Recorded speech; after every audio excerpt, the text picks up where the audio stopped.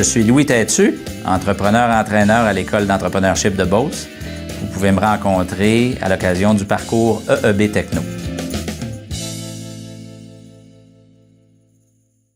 Quand on est coach à l'École d'entrepreneurs, on développe une très belle relation avec les athlètes, les entrepreneurs, souvent parce qu'on se voit un peu dans eux aussi. On est déjà passé par là, premièrement. On est en mesure d'apprécier ce qu'ils vivent. Fait que quand on coach des entrepreneurs, bien c'est des gens qui sont créatifs, c'est des gens qui ont des idées, qui ont énormément d'initiatives. Alors on apprend beaucoup de ça parce que c'est de la diversité finalement. Puis il faut le dire aussi, moi j'ai un certain âge, les modèles d'affaires évoluent. Fait qu'on apprend aussi des nouveaux modèles d'affaires. Souvent, évidemment, on est en techno ici, alors dans le monde numérique et tout ça. Alors, ça nous amène aussi des idées. Il n'y a pas juste nous autres qui les coachent indirectement, sans le savoir. Eux aussi nous coachent. Puis, évidemment, il y en a certains d'entre eux avec qui on établit une relation d'un petit peu plus près. Le meilleur conseil que je donnerais à un entrepreneur, c'est de prendre le temps de bien comprendre son modèle d'affaires, de bien comprendre sa différenciation. Parce que dans le monde de la technologie, moi, je dis toujours, quand on est en technologie, il faut s'imaginer qu'on vend des pacemakers. Puis la raison pourquoi je dis ça, c'est que si demain matin, vous êtes pris du cœur, vous allez vouloir un pacemaker, puis nobody wants the second best pacemaker. Vous voulez le meilleur. Et en technologie, on est dans un domaine où seulement les meilleurs produits pour une audience donnée ou un marché donné réussissent. Parce que les clients, vous et moi, ont le moyen maintenant, avec les moyens de distribution numérique, l'accès à l'information et tout ça, de trouver ce qu'il y a de mieux pour votre besoin particulier. Alors, la différenciation est très importante, être capable de bien articuler sa différenciation. Quand on est un entrepreneur techno, on n'a pas besoin d'être tout pour tout le monde, on n'a pas besoin de tout faire. On a besoin d'être le meilleur dans quelque chose, puis c'est pas tellement important si cette chose-là, c'est un marché très étroit. Ce qui est important, c'est d'être capable de gagner tout le temps. Une entreprise de technologie, c'est souvent bâti autour d'un produit, autour de l'idée de gens qui sont dans le domaine de la technologie, alors qu'ils soient des informaticiens, des ingénieurs, des créateurs, des gens qui sont un peu dans le domaine de la technique et tout ça. Et donc, on a un produit et on présume que ce produit-là est différencié. Ce qu'il faut aller faire, c'est un peu prendre la thèse du recevant, c'est-à-dire qu'il faut aller le valider, puis fondamentalement, on dit en anglais « perception is reality », il faut aller voir la perception du client, pas rester en vase clos puis penser qu'on a le meilleur produit au monde. Il faut aller le valider puis aller vraiment mettre ça dans les mains de clients le plus rapidement possible. Lorsqu'on fait ça, il y a souvent et il y a tout le temps nécessairement des ajustements qu'on va faire. Au produit, au modèle d'affaires, on réalise qu'il y a des choses à laquelle on n'avait pas pensé, et ainsi de suite. Donc, c'est très important de valider, si on veut, les produits technologiques dans des marchés, puis de bien comprendre à qui ça s'adresse, puis de comprendre aussi pourquoi le client va acheter ce produit-là. Pourquoi il va l'acheter versus d'autres produits. Puis là, c'est pas ce qu'on pense, c'est ce que le client pense, c'est la perception. Mais aussi, c'est quoi la valeur que le produit apporte, puis comment le client, lui, il va voir ça, cette valeur-là. Moi, l'entrepreneur qui m'a le plus influencé, c'est un bonhomme qui s'appelle Michael Bloomberg. Et puis, je pourrais mentionner Bill Gates, je pourrais mentionner Warren Buffett, des gens comme ça. C'est parce que pour moi, c'est des individus qui sont complets. C'est des individus qui ont pas eu seulement du succès dans les affaires, mais qui ont su, évidemment, rallier des gens, construire des grandes organisations, créer énormément de valeur. Évidemment, traduire ça en modèle économique, mais c'est des individus aussi qui ont eu une grosse influence sur la société en général. On pense à la manière dont Bill Gates fait de la philanthropie dans le moment, qui est tout à fait exceptionnelle. On pense à Michael Bloomberg, évidemment, qui pour $1 par année, a dit « Moi, je vais être maire de New York et puis je vais changer les choses. » Alors, pour moi, ça, c'est des individus qui sont capables de rallier des gens, de les motiver, et puis à leur façon de changer le monde, finalement. Et puis ça me motive, ça m'inspire beaucoup. Un entrepreneur techno, c'est quelqu'un qui marie bien la compréhension de la technologie, mais surtout et également la manière dont la technologie se traduit dans le quotidien des clients. que ce soit des consommateurs ou des entreprises ou dépendamment à qui on vend. C'est rare qu'on voit un bon entrepreneur techno qui n'est qu'une personne de technologie. Un entrepreneur techno qui est complet comprend comment la technologie vient stratégiquement, si on veut, changer une consommation, changer un mode de vie, changer la manière dont une entreprise opère, ou peu importe l'application de la technologie, mais on comprend fondamentalement l'application de la technologie d'une part, et d'autre part, comment l'application de cette technologie-là va créer de la valeur pour des clients. Puis comment on va être capable d'articuler cette valeur-là pour la vendre finalement. Parce que moi, je dis toujours, si on vend rien, rien d'autre n'est possible. Nous, nos entreprises sont très, très sales-driven. On est des entreprises de vente, marketing. On est capable, je pense, de prendre de la technologie, mais tant bien que mal, à chaque jour, de chercher comment on est capable de l'articuler pour que des gens l'achètent. Qui achètent la nôtre versus celle des concurrents, puis qui achètent la nôtre versus rien faire, puis qui soient capables de payer un bon prix pour notre technologie pour qu'on soit capable de payer tout le monde. Et puis, fondamentalement, je pense qu'un entrepreneur techno, c'est donc quelqu'un qui comprend la technologie, mais avant tout comprend comment on fait des affaires avec de la technologie. Puis, il ne faut jamais l'oublier. Je pense qu'au Québec, on a une culture qui est absolument formidable et je ne le dis pas par opportunisme. Je pense que les Québécois sont très, très, très créatifs. Les Québécois sont très entreprenants. Les Québécois auraient avantage à s'intéresser encore davantage à la diversité parce que dans le domaine de la technologie particulièrement, on travaille avec de l'innovation. Il n'y a pas de projet d'entreprise technologique qui est possible si on ne met pas l'innovation au premier plan. On ne trouve pas d'innovation dans de l'homogénéité. Alors moi, je dis toujours, nous autres, quand on recrute des gens, par exemple, ici, on cherche des gens qui ont des expériences diverses, on cherche des gens qui ont voyagé, on cherche des gens qui ont des ponytails dans le dos, qui pensent différemment, qui vont nous challenger, parce que c'est de cette diversité-là, c'est de cette pollinisation croisée-là que viennent les idées. Et donc, au Québec, je pense qu'on a besoin de plus de ça. Et d'autre part, on a besoin également de comprendre la commercialisation puis les modèles d'affaires. Fondamentalement, on ne cherche pas à vendre une entreprise de technologie. C'est pas comme ça qu'on réfléchit. Le but, c'est pas de la vendre. Le but, c'est de la grandir, puis de faire grandir les gens. Puis si on a cet ordre de priorité-là, je pense que généralement, le reste, comme on dit, the rest takes care of itself. Et donc, premièrement, on ne veut jamais vendre une entreprise parce que quand quelque chose est à vendre, ça se vend beaucoup moins cher. Alors, une entreprise de technologie, ça se fait acheter, ça se fait pas vendre. Et puis, c'est très, très différent. Et deuxièmement, je dirais que probablement le point le plus important, c'est, je suis habitué de plus le prononcer en anglais, the journey is more important than the destination. Et généralement, quand on focus sur la journey, sur l'aventure, on a des meilleures destinations. Au lieu de se soucier tout le temps d'arriver à destination, on oublie de regarder qu'est-ce qui se passe autour de nous. Et puis, c'est un petit peu le même principe dans une entreprise. On vit dans une entreprise. Une entreprise, c'est vivant. Les gens sont motivés le matin avec un projet commun. Et je pense que moi, tous ceux que j'ai connus qui avaient comme objectif de vendre ou de liquider, ça n'a pas généralement bien tourné. Les entreprises qui focusent sur être plus qu'hier, moins que demain. On est meilleur qu'hier, on est moins bon que demain. On focus sur nos clients, on focus à créer de la valeur. Moi, je dis toujours, c'est un peu comme jouer au tennis. On frappe la balle à chaque coup, puis on finit par gagner des points comme ça au lieu de chercher toujours à penser toujours à la fin de la game. Ironiquement, je pense que nous autres, notre équipe, ça fait 27 ans qu'on travaille ensemble. Des sorties, on en a fait quelques-unes. On a amené des compagnies publiques. On a fait des sorties assez importantes. Et je peux vous garantir qu'on n'a jamais pensé à nos sorties. On n'a jamais designé nos entreprises pour les vendre ou pour liquider nos placements ou ainsi de suite. On veut créer de la valeur aux actionnaires et on veut créer de la valeur aux actionnaires encore demain et encore après-demain.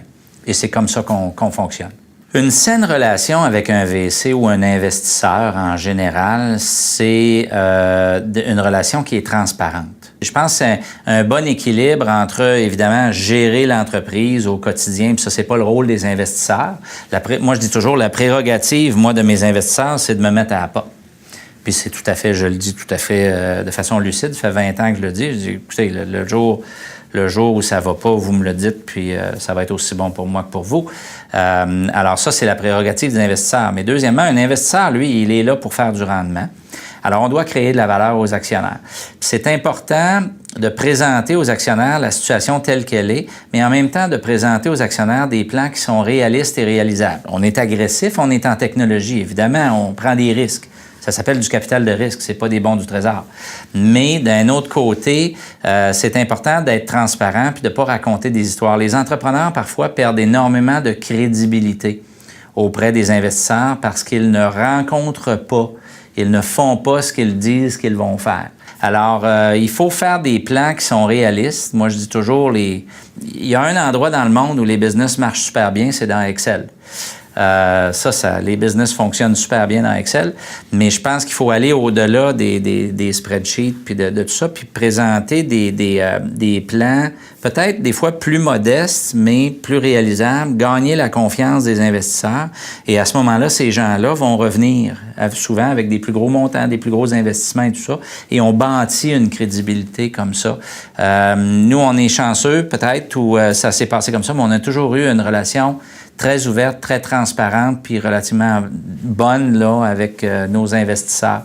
C'est qu'avec la globalisation vient un ensemble d'impératifs qui souvent sont sous-estimés par les entrepreneurs. Aller faire des affaires à l'étranger, c'est jamais facile.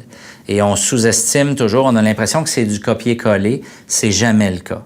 Il y a des nuances culturelles souvent, il y a des nuances légales, il y a des nuances administratives, des habitudes de vie, toutes sortes de choses comme ça au niveau des ressources humaines, ainsi de suite. Alors généralement, les entrepreneurs, moi ce que je vois plus souvent qu'autrement, c'est qu'on sous-estime les ramifications, les conséquences et je dirais la distraction de faire des affaires au niveau international et ça nous enlève notre focus. On a un voisin du Sud là, qui est immense et qui a un marché qui est assez bien organisé. On y arrive, je pense, souvent via nos clients, via nos distributeurs, nos partenaires et ainsi de suite. Ces gens-là nous amènent dans ces pays-là et je pense qu'on y va graduellement. Et on s'installe, mais il faut jamais perdre son focus dans les marchés. Il faut toujours se poser la question quand on se lève le matin, où est-ce que je vais aller pour vendre le produit que j'ai à vendre de la manière la plus facile. Puis la première chose qu'il faut faire, c'est de répéter ce qu'on sait faire. Alors ça, c'est un conseil simple, mais au lieu d'essayer d'imaginer justement que le gazon va être encore plus vert dans le prochain marché parce que le premier marché est difficile et tout ça, c'est mieux de peut-être des fois se replier un peu, bien faire ce qu'on fait, le répéter et souvent par les opportunités des clients, tout ça, on s'étend au niveau international et puis là, c'est un processus qui est graduel et la globalisation, évidemment, l'internationalisation nous oblige à mettre en place des gens, des processus un petit peu plus sophistiqués. On n'est pas sur les mêmes time zones, on ne deal pas avec les mêmes cultures, ainsi de suite. Alors, ça, c'est un processus qui se fait graduellement, mais je pense pas qu'il faut que ce soit un objectif en soi. Ça fait 27 ans, moi, que j'ai le bonheur de travailler avec les mêmes partners. Alors, quand je me lève le matin, j'ai hâte de les voir, on s'entend bien, puis on est très complémentaires. Et notre plus grand succès, je pense, c'est d'avoir trouvé une façon de rallier les gens, de les motiver. On gagne une grande satisfaction à créer un environnement où on rallie des gens, où on les motive, où les gens viennent ensemble, puis on crée de la richesse également, souvent par l'exportation. On importe des dollars, on rajoute des dollars dans le bucket collectif du Québec. Et puis, on fait ça avec des gens d'ici qui sont capables de compétitionner sur des marchés internationaux, qui apprennent dans le processus, puis eux-mêmes, en retour, peuvent redémarrer d'autres entreprises et tout ça. Et ça, je pense que c'est comme ça qu'on fait tourner la roue de l'économie. C'est comme ça qu'une économie se prend en main, qu'on crée de la richesse pour des gens d'ici. Puis, en bout de ligne, c'est en créant de la richesse, en monétisant notre créativité, notre innovation, notre initiative, qu'on va payer des écoles puis des hôpitaux. Et puis, moi, je vois ça comme ça. Alors, ça, pour nous, c'est la plus grande satisfaction. Alors, dans un 24 heures, moi, mon focus, ce que j'essaye de faire, c'est de m'assurer que l'entrepreneur peut gagner une très, très bonne compréhension, une meilleure compréhension de son modèle d'affaires. Parce que souvent, un entrepreneur a des grandes visées, mais on réalise que le modèle d'affaires, la manière dont l'entrepreneur l'articule, par exemple, puis qu'ultimement, on sait qu'il va répéter la même chose auprès de clients, de partenaires, ainsi de suite, pour vendre, n'est peut-être pas optimal. Puis moi, ce que je veux, c'est que les entrepreneurs soient capables de bien faire fonctionner l'entreprise telle qu'elle est aujourd'hui. Parce que la première étape de la croissance, avant de penser à des grands plans puis de croissance, puis faire grandir une entreprise, de la valeur aux actionnaires ou ainsi de suite, c'est de faire marcher ce qu'on a comme du monde, puis peut-être de l'optimiser un petit peu mieux. Et les entrepreneurs, souvent, comprennent mal leur différenciation, l'articulent mal, leur modèle d'affaires, qu'est-ce qui est leur marge, quel est le modèle économique derrière, ainsi de suite. Puis peut-être des fois sont un peu éparpillés. Alors, moi, mon but, c'est de les ramener, si on veut, via certains exercices. Alors, lors d'un 24 heures, on a fait la voix. Par exemple, on a simulé l'émission La Voix, là, par plaisir, mais on a surtout demandé aux entrepreneurs à dos tourné de nous expliquer en 2 minutes c'était quoi leur entreprise et comment ils se différenciaient, puis pourquoi je devrais acheter leurs produits. Et on votait là-dessus, mais ça permettait de déceler déjà certaines défaillances. Puis je me dis, c'est peut-être mieux de pratiquer ça à l'école d'entrepreneurs que de dépenser une couple de millions pour aller voir que c'est pas correct. Alors, j'essaie de catalyser, si on veut, certaines expériences qui vont peut-être faire en sorte que, hopefully, on va les rendre un peu meilleurs. Et puis, bien asseoir leur modèle d'affaires aujourd'hui pour la croissance future. On parlait tantôt de quelle était la caractéristique d'un entrepreneur technologique. Pour nous, c'est drôle à dire, c'est pas des erreurs. Moi, je vis pas tellement dans les regrets, à tort ou à raison, mais c'est comme ça. Je pense que la qualité d'un entrepreneur technologique, c'est quelqu'un qui est capable de s'adapter très, très rapidement, changer d'idée lorsque c'est requis et tourner la page très, très rapidement. Moi, je dis toujours, le pare-brise est beaucoup plus grand que le miroir d'en arrière. Et puis, je pense que ça, c'est un concept qui est très important pour nous. Nous, on demande à nos gens, on dit à nos gens, c'est bien correct de se tromper, faites juste une affaire, rendez-nous service, trompez-vous rapidement. Autrement dit, si vous avez pris une décision, puis vous n'avez pas pris la bonne, puis tout ça, le moment où vous le savez, levez-vous debout, dites-le, puis on change, on passe à d'autres choses, c'est correct. Et puis jusqu'à un certain point, si vous voulez doubler votre succès, doubler votre taux de failure, ça va aller encore mieux. Alors, c'est une question de vélocité pour nous, et puis de s'adapter. Donc, évidemment, on fait des erreurs, oui, au sens littéral. Je peux vous faire une longue liste de modèles d'affaires ou de choses qu'on a fait qui n'ont pas fonctionné. Mais je peux vous dire une chose, c'est qu'on retombe vite sur nos pattes, par exemple, quand ça fonctionne pas. Alors, on s'adapte très, très, très rapidement. Alors oui, on apprend de ces erreurs-là. Est-ce que moi, j'appelle ça des erreurs ou des apprentissages ou ce sont des épisodes. Puis, pour nous, notre expérience, c'est une collection d'épisodes, certains qui ont mieux marché que d'autres. Et puis, avec tout ça, bien, on a appris, puis on continue à faire évoluer les choses. Moi, j'encourage beaucoup. Une des choses que je parle pendant les 24 heures, c'est le whisper marketing. C'est-à-dire que chez nous, si on prend une entreprise comme Coveo, l'an dernier, en 2016, il y a eu 975 envolées d'employés de Coveo de l'aéroport de Québec. Pourquoi? C'est que chez nous, et on a notre propre petit service de voyage à l'interne et tout ça. Puis pourquoi? C'est qu'on encourage les gens à aller voir les gens. Moi, je dis toujours « people buy from people » et il faut comprendre le whisper. Les gens vont nous dire quelque chose directement, ils vont nous écrire des messages, ils vont nous dire des choses au téléphone. Mais lorsqu'on est assis avec les gens vont nous révéler des choses et c'est ça que j'appelle le whisper. Alors, ce que les gens pensent vraiment, on dit « perception is reality », pour aller la chercher, il faut aller voir les gens. Moi, je prends au-delà de 100 avions par année pour aller voir mes clients. Je suis quelqu'un qui va traverser les États-Unis pour aller voir un client de demi-heure. Parce que cette demi-heure-là, j'apprends des choses que mon compétiteur ne sait pas. Je vois le non-verbal, je travaille avec l'individu et je pense que ça se répercute à l'interne. Les discussions qu'on a au café avec les employés, puis dans des activités, puis dans tout ça, on travaille avec le whisper, on travaille avec la connaissance de ce que les gens pensent, davantage, pas uniquement avec ce que les gens nous disent ou des tableaux Excel. Et ça, pour nous, c'est très important. Et c'est ça que je veux dire quand je parle du whisper marketing. Quand on parle du buzz autour d'un brand ou de la perception réelle d'une marque ou d'un produit ou ainsi de suite, il faut être capable d'aller chercher ça puis de travailler avec ça dans n'importe quelle entreprise.